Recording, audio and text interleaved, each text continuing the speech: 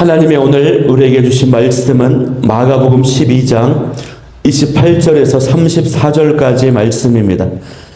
마가복음 12장 28절에서 34절까지의 말씀을 제가 한 절, 여러분이 한 절 교독하도록 하겠습니다. 서기관 중 한 사람이 그들이 변론하는 것을 듣고 예수께서 잘 대답하신 줄을 알고 나와 묻되 모든 계명 중에 첫째가 무엇이니까? 예수께서 대답하시되 첫째는 이것이니 이스라엘아 들으라. 주 곧 우리 하나님은 유일한 주시라. 내 마음을 다하고 목숨을 다하고 뜻을 다하고 힘을 다하여 주 너의 하나님을 사랑하라 하신 것이요. 둘째는 이것이니 내 이웃을 내 자신과 같이 사랑하라 하신 것이라. 이보다 더 큰 계명이 없느니라. 서기관이 이르되 선생님이요 옳소이다. 하나님은 한 분이시요 그 외에 다른 이가 없다 하신 말씀이 참이니이다. 또 마음을 다하고 지혜를 다하고 힘을 다하여 하나님을 사랑하는 것과 또 이웃을 자기 자신과 같이 사랑하는 것이 전체로 드리는 모든 번제물과 기타 제물보다 나으니이다. 함께 읽겠습니다. 예수께서 그가 지혜 있게 대답함을 보시고 이르시되 내가 하나님의 나라에서 멀지 않도다 하시니 그 후에 감히 묻는 자가 없더라. 아멘. 네, 새벽 예배에 오신 여러분을 환영하고 축복합니다. 저는 오늘 이 시간에 가장 큰 계명이라는 제목으로 말씀을 나누도록 하겠습니다. 오늘 본문은요, 이제 예수님께서 서기관과 대화를 하는 내용입니다. 우리가 계속해서 이 말씀을 묵상해 오고 있지만 예수님은 주일날에 예루살렘에 입성하셨고 그 다음에 이제 화요일날에 이르러서 계속 종교 지도자들과 논쟁을 벌이시면서 가르침을 주고 계십니다. 성전 청결 때문에 논쟁하셨고 세금 문제 때문에 논쟁하셨고 부활 때문에 가르침을 주셨습니다. 그리고 오늘은 가장 큰 율법이 무엇인가 라고 하는 질문을 받으시고 또 가르침을 주시는 것입니다. 이 같은 모든 논쟁과 가르침은요, 화요일 날 이루어졌기 때문에 교회 전통 가운데서는 이 화요일을 교훈의 날이다 이렇게 부르기도 합니다. 그런데 우리가 예수님의 이 모습에서요, 주목해야 될 부분은 뭐냐면 이제 예수님은 이때로부터 3일 정도가 지나시면 이제 금요일이 되셔서 십자가에 달려 죽임을 당하시는 것입니다. 그러니까 예수님께서는 이제 죽음을 이제 며칠 앞두시고 이제 논쟁하시고 가르치시고 이렇게 하나님의 말씀을 선포하고 계신다고 하는 것입니다. 여러분, 당시에 이 종교 지도자들의 가르침이 잘못된 가르침들이 얼마나 많았겠습니까? 또 갈등과 논쟁거리, 이슈들이 얼마나 많았겠어요. 무엇보다요, 이 유대 지도자들, 종교 지도자들의 그 가르침에는 백성들에게 소망을 주지 못했습니다. 생명력이 없었습니다. 오히려 이 백성들에게 율법에 짐들만 가득한 무거운 멍에를 지게 해서 이 고통과 신음 속에 살게 만들었습니다. 그러니 긍휼이 많으신, 사랑이 많으신 예수님께서 이 백성들을 보실 때 얼마나 이 하나님의 바른 말씀을 가르쳐 주기를 원하셨을까요? 불과 2일, 3일이 지나면 자신은 죽음을 당하셔야 하지만 끝까지 이 백성들에게 하나님의 바른 말씀을 가르쳐 주기를 갈망하고 계시는 것입니다. 백성들이 말씀을 제대로 알고 바르게 살아가기를 원하시는 마음이 예수님께 있으셨다고 하는 것입니다. 20세기 최고의 설교자라고 불리우는 마틴 로이드 존스 목사님이 계시는데 그분이 설교에 대한 하나님 말씀을 가르치는 것에 대한 정의를 내리신 바가 있습니다. 뭐라고 하셨냐면 설교라고 하는 것은 하나님의 말씀을 가르친다라고 하는 것은요, 죽어가는 한 사람이 죽어가는 사람들에게 말하는 것이다. 이렇게 정의한 바가 있어요. 그런 심정으로 간절하게 진실하게 전해야 한다라고 하는 것입니다. 예수님의 모습이 이와 같습니다. 지금 또 이 땅에 저를 비롯해서 이 땅 모든 설교자와 말씀을 가르치는 자들이 이런 예수님과 같은 심정으로요 가르치고 선포할 수 있게 되기를 소망합니다. 오늘은 서기관 중 한 사람이 등장합니다. 율법사라고도 하는데요. 이 서기관은요 말씀을 연구하고 가르치는 자입니다. 그래서 이 율법에 정통한 사람이라고 할 수 있어요. 그런데 예수님께서 이 종교 지도자들과 쭉 대화를 하고 있는 것을 쭉 지켜보았습니다. 그런데 예수님이 너무 잘 대답을 하는 겁니다. 그래서 그 모습을 보고 그도 이제 질문을 해요. 그런데 이 같은 내용이 담겨 있는 다른 복음서, 마태복음서나 누가복음서를 보면요, 이 서기관도 다른 종교 지도자들처럼 예수님을 시험하기 위해서 질문했다라고 나옵니다. 그런데 우리가 읽었더니 마가복음 본문에서는요, 시험하기 위해서 질문했다라고 표현하지 않고 예수님께서 잘 대답을 하신 것을 보고 질문했다 이렇게 기록을 하고 있어요. 왜 이런 차이가 있는 것일까요? 이 내용을 서로 종합해 보면요, 어떤 것이냐면요, 이 서기관은 처음에는 예수님을 시험을 하려는 목적으로 찾아왔습니다. 그 현장에 있었습니다. 그런데 예수님의 그 말씀을 들으면서 이 서기관의 마음이 점점 변화가 되었던 것입니다. 오늘 본문 마지막 구절 34절 말씀을 보면요, 뭐라고 되어 있냐면 예수님께서 그가 지혜 있게 대답함을 보시고 이르시되 내가 하나님의 나라에서 멀지 않도다 하시니, 이렇게 예수님이 말씀하세요. 이것은요 일종의 칭찬을 하셨다라고 하는 것입니다. 구원을 얻었다라고 하는 뜻은 아니지만 하나님 나라의 구원에 가까이 왔다라고 예수님께서 이 서기관을요 인정해 주셨다라고 하는 뜻이에요. 여러분, 이 사람도요 서기관이기 때문에 어느 정도 위치에 있는 사람이거든요. 대부분의 종교 지도자들이 예수님을 무너뜨리려고 죽이려고 했지만 그래도 이 사람처럼 그 중에도 진리를 알고자 하는 사람이 있었다라고 하는 것입니다. 더 정확하게 말하면 이 사람은요 예수님을 자신이 직접 경험을 해보니까 주변 동료들이, 주변 서기관들이, 바리새인들이 자기 그렇게 했던 예수님은 나쁜 사람이다, 죽여야 되는 사람이다라고 이야기를 했지만 자신이 직접 보고 경험을 해보니 그 소문이 틀렸다라고 하는 것을 알게 되었던 것입니다. 여러분, 이처럼요 우리가 예수님을 간접적으로 만나는 것이 아니라 직접적으로 제대로 경험하고 만나게 되는 것이 너무나도 중요한 것이에요. 오늘날 교회가 세상으로부터 비판을 많이 받고 있는데요. 그 이유는 세상은요 예수님이 어떤 분이신지를 제대로 모르기 때문에 그렇습니다.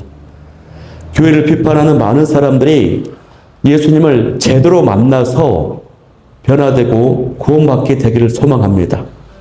그리고 저와 여러분이 그렇게 이 세상의 많은 사람들이 예수님을 제대로 만나게 하는 그 일에 복음의 통로가 될 수 있기를 소망해요. 자, 그러면 이 서기관의 질문이 무엇이었습니까? 28절 하반절에 나와 있는데요. 이렇게 질문하는 것입니다. 모든 계명 중에서 첫째 되는 계명이 무엇입니까? 라고 질문했습니다. 이 질문은 겉으로 보기에는요 단순한 질문같이 보입니다. 그런데 실제로는 결코 쉬운 질문이 아닙니다. 당시 서기관들의 문제는 뭐였냐면요, 이것이 서기관들의 관점에서는 매우 복잡하고 논쟁적인 주제였기 때문에 그래요. 서기관들은 오랜 세월을 지나면서 총 613개나 되는 계명들을 정리해 놓았습니다.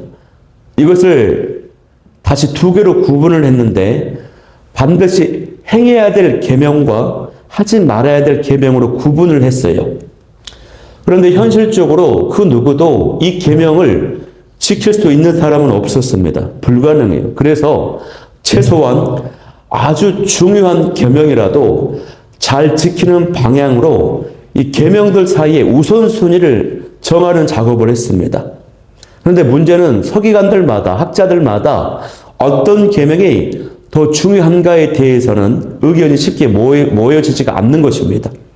어떤 사람은 할례가 최고의 계명이다. 어떤 사람은 안식일이 중요하다. 이런 식으로 의견이 분분해요. 또 특정한 사안 가운데서는 계명들끼리 서로 충돌하는 경우가 있는 것입니다. 그래서 이런 것들을 정리하는 것이 서기관들로서는 아주 중요한 문제였던 것입니다.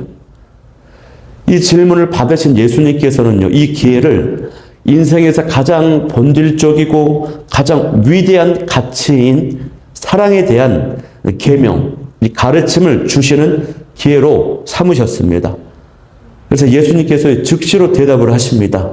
뭐라고 대답하십니까? 29절, 30절 말씀을 우리 29절, 30절 함께 합독해 보겠습니다. 시작. 예수께서 대답하시되 첫째는 이것이니 이스라엘아 들으라. 주 곧 우리 하나님은 유일한 주시라. 내 마음을 다하고 목숨을 다하고 뜻을 다하고 힘을 다하여 주 너의 하나님을 사랑하라 하신 것이요. 아멘. 예수님의 말씀은 뭡니까? 첫째 되는 계명은 마음을 다하고 목숨을 다하고 뜻을 다하고 힘을 다하여 하나님을 사랑하라 하신 것이다 라고 즉시로 정리를 하십니다. 이것을 구약성경 신명기 6장 5절 말씀을 예수님이 인용하신 것인데요. 마음과 목숨과 뜻과 힘을 다한다라고 하는 것은 뭡니까? 내가 가진 모든 것을, 내가 할 수 있는 모든 힘을 다해서 하나님을 사랑하라고 하는 것입니다. 이것이요 첫째 계명이에요, 여러분. 예수님은 이 말씀을 통해서 하나님을 사랑한다라고 하는 것은 단순한 감정이나 말이 아니라 이 생명과 목숨과 모든 힘을 다해서 바쳐드리는 전적인 헌신이라고 하는 것을 가르쳐주고 계십니다. 그래서 여러분, 사랑을 한다라고 하는 것, 하나님을 사랑한다라고 하는 것은요, 그냥 교회에 다니는 그런 것이 아닙니다. 교회 다니는 사람은 많지만 하나님을 정말 사랑하는 사람은 우리가 보기가 힘든 이유가 이것이에요. 예수님을 믿는 사람은 많지만 예수님을 정말 사랑하는 사람을 보기 힘들다는 말이 나오는 것이 이 때문입니다. 그러므로 오늘 우리는 이 말씀을 다시 우리 마음속에 깊이 새길 필요가 있습니다. 하나님을 사랑한다고 하는 것은 단순히 교회를 다니고 예배를 출석하는 것을 의미하는 것이 아니에요. 이 명령, 사랑하라, 이 명령은 추상적인 관념이 아닙니다. 종교적인 감정이나 의무감이 아닙니다, 여러분. 그것은요, 살아 움직이는 능동적인 행동을 가리키는 것입니다. 하나님과 인격적인 관계를 맺는 것이에요. 그리고 그 관계 속에서 헌신이 있어야 됩니다. 충성이 있어야 됩니다. 책임이 있어야 됩니다. 실제적이고도 구체적인 삶의 행동이 반드시 있어야 된다라고 하는 것입니다, 여러분. 하나님을 정말 사랑하기 때문에 어떤 일이 나타납니까? 선교사님들이 하나님을 정말 사랑하기 때문에 자신의 인생을 선교지에 전 인생을 헌신하며 드리는 것이에요. 또 어떤 이들은 핍박과 심지어 순교까지도 각오하면서 주님 앞에 인생을 드리는 것입니다. 이처럼 하나님을 향한 사랑은 우리의 심정을 내어드리듯이 생명을 내어드리듯이 우리의 모든 힘을 다하는 이 전적인 헌신으로 나타내야 될 줄 믿습니다. 그래서 우리가 이 말씀 앞에서요, 이 하나님 사랑을 구체적으로 실천하면서 마음과 목숨과 힘을 다해, 뜻을 다해 하나님을 사랑하는 성도들이 또 그렇게 되기를 최선으로 노력하는 저와 여러분이 될 수 있기를 소망합니다. 예수님께서는요, 이 하나님 사랑에 대한 계명을 말씀하신 후에 바로 이어서 두 번째 계명에 대해 또 말씀을 하십니다. 이번에는 31절 말씀을 한번 합독해 보겠습니다. 시작. 둘째는 이것이니 내 이웃을 내 자신과 같이 사랑하라 하신 것이라. 이보다 더 큰 계명이 없느니라. 아멘. 둘째 계명은 내 이웃을 내 자신과 같이 사랑하라 라고 하는 것이에요. 이 말씀도 구약성경 레위기 19장 18절 말씀을 예수님께서 인용하신 것입니다. 그런데 그 레위기 19장 18절 말씀을 보면 어떻게 되어 있냐면 원수를 갚지 말라라고 기록이 되어 있으면서 내 이웃을 내 몸과 같이 사랑하라 이 말씀이 나오는 것입니다. 그러니까 여기 이 맥락을 보건대 우리가 사랑해야 되는 이웃, 그 이웃의 대상은요 어떻습니까? 원수까지도 포함되어 있는 것입니다. 나에게 잘해주는 이웃, 나에게 유익을 주는 이웃, 좋은 이웃만 사랑하는 것이 아니라 나를 괴롭히고 아픔을 주는 그런 이웃까지도 사랑해야 된다라고 하는 말씀인 것이에요, 여러분. 어떤 부부, 서로 관계가 너무 안 좋고 정말 서로 미워하는 부부가 있었어요. 자주 싸우는 부부가 있었는데 이 아내가 주일 예배를 드리고 오더니 돌아와서 그날에는 남편에게 그렇게 잘하는 겁니다. 남편이 이상했어요. 궁금했어요. 오늘은 다르네. 오늘은 왜 이렇게 나에게 잘해줘? 나를 너 이렇게 잘 섬겨주네. 목사님 말씀 듣고 은혜를 많이 받았나마 이렇게 이제 물어보는 거예요. 그러니까 이제 아내가 이렇게 말합니다. 응, 맞아. 오늘 목사님 말씀 제목이 원수를 사랑하라였거든.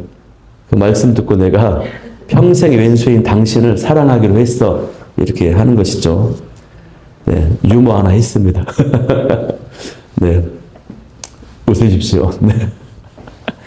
네, 그런데요, 또 내 이웃을 내 자신같이 사랑하라 이 말씀을 실천하려면 그 전에 전제 조건이 하나 있어요. 그것은 뭐냐면 나 자신을 먼저 사랑하는 사람이 이 말씀을 순종할 수 있다는 것입니다. 내 이웃을 내 몸과 같이 사랑하라 라고 말씀하셨거든요. 내 이웃을 사랑하려면 어떻습니까? 나를 먼저 사랑하고 아껴야 다른 사람을 사랑할 수 있다는 것입니다. 여러분, 많은 사람이 의외로 자신을 미워하는 사람들이 많아요. 자기 자신을 학대하고 아끼지 않는 사람이 많다는 것입니다. 내가 먼저 나를 사랑해야 됩니다. 나는 하나님의 형상대로 지음받은 존귀한 사람이다. 나는 하나님의 아들이신 예수님께서 죽으심으로 구원하신 사랑받은 존재이다. 나는 성령님이 거하시는 거룩한 존재이다. 성전이다. 이런 사실들을 붙잡아야 되는 것입니다. 그러면요, 나를 사랑할 수 있어요. 나를 진정으로 사랑할 수 있는 사람이 하나님을 사랑할 수 있고 이웃을 사랑할 수 있다라고 하는 것입니다. 하나님 사랑과 이웃 사랑은 결코 서로 분리될 수가 없습니다, 여러분. 하나님을 제대로 사랑하는 사람은 반드시 이웃을 사랑하게 돼 있습니다. 오늘 하루 하나님 사랑과 이웃 사랑을 구체적으로 한번 계획을 해보시고요. 실천해보는 그런 복된 하루가 될 수 있기를 소망합니다. 그렇게 해서 이 32절 말씀을 보면요. 이 말씀을 듣고 서기관이 감동했습니다. 그러면서 선생님, 말씀이 옳습니다. 참됩니다라고 고백을 합니다. 공격적인 모습으로 시험을 하러 왔던 이 서기관이 마음이 완전히 무장해제가 되어버렸습니다. 그러면서 33절에 덧붙입니다. 하나님을 사랑하고 이웃을 사랑하는 것이 번제물을 드리는 것보다 낫습니다. 라고 고백을 해요. 이 사람이 형식적인 종교 생활보다 이웃을 사랑하는 것이, 하나님을 사랑하는 것이 더 중요한 것이라는 것을 깨닫게 된 것입니다. 그래서 예수님께서요, 뭐라고 합니까? 지혜가 있다. 하나님 나라가 가까웠다라고 인정해 주셨습니다, 여러분. 여러분, 우리가 어떤 말씀이든지 선포되고 주어졌을 때에 그것을 깨닫고 받아들이고 인정하고 고백할 때에 하나님께서 지혜 있다라고 또 하나님 나라가 가깝다라고 인정해 주신다라고 하는 것입니다. 그러므로 우리가 어떤 말씀이든지 받고 깨닫고 고백함으로 나아감으로 하나님으로부터 지혜 있다 칭찬받고 이 땅에서도 그 하나님의 나라를 누릴 수 있는 주인공들이 될 수 있기를 간절히 소망합니다. 우리가 오늘 이 말씀을 또 기억하면서 기도하길 원하는 기도 제목 세 가지는요. 첫 번째, 하나님 사랑, 이웃 사랑이 내 인생의 평생의 기도 제목이 되게 하여 주옵소서. 두 번째는 하나님 사랑과 이웃 사랑이 가득한 개인과 우리 가정과 교회가 되게 하여 주옵소서. 세 번째는 말씀을 듣고 깨닫고 고백하고 실천함으로 이 땅에서도 하나님 앞에 지혜 있다라고 칭찬받고 하나님 나라를 누리는 주인공들이 되게 하여 주옵소서. 우리 아버지 사랑합니다 찬양하며 나아가도록 하겠습니다.